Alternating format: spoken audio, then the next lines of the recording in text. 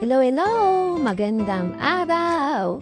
Samahan ninyo ako ngayon sa pagluluto ng tuna pesto pasta. Ang una kong ginawa ay pinakuluan ko ang noodles or pasta na gagamitin natin mamaya. So, sinunod ko lang yung direction doon sa pakete.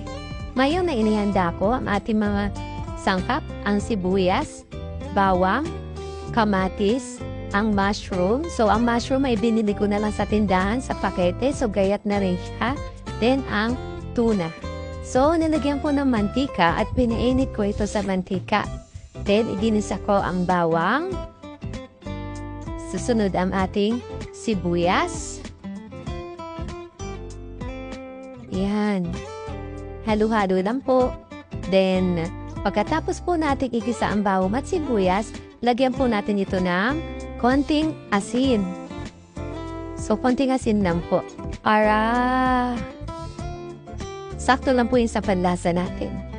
Ayan. So, asin. Then, ang susunod po naman ay ang ating kamatis. So, ilagay na po natin ang ating kamatis sa gitsa. Ayan. Then, lutuin po natin mabuti yung kamatis. Halo-haluin lang po natin. Ayan, dipakulan po natin kapag okay na po yung kamatis. Ilagay na po natin yung mushroom. Ayan, haluin lang po. Ayan, haluin lang po natin maigi.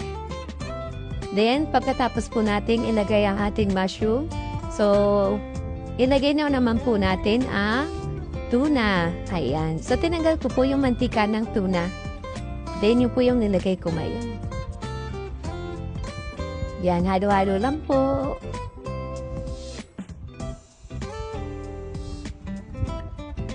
Ayan.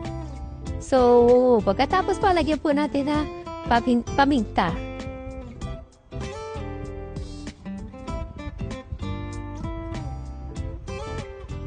Ayan, daw sunod naman po ay ang pesto cream. Ayan po yung pesto cream. Then, haluin po natin maigi para magkasama-sama ang mga sangkap. Then, na po yung oil ng tuna. Then, lagyan din po natin ng kaunting tubig. Then, pakuluan lang po natin yan. Medyo pakatihin po natin ng konti. Yung pag medyo malapot po, okay na po yan. Ayan. So, medyo malapot na po yung ating sauce. So, lagyan na po natin yung pasta. Ayan. Naamoy ko na po ang masarap na pesto. Ayan, pesto. Tuna pesto. Ayan. Halo-halo lang po. Then, kapag nahalo na po natin yan, so, okay na po. So, pwede na po nating hanguin. Luto na po yan. Ayan. So, hamuin na po natin ang ating tuna pesto. Okay. Kain po tayo. Ayan, hinahango na po.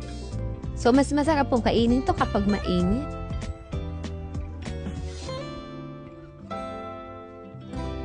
Ayan. Thank you po. Thank you sa panonood.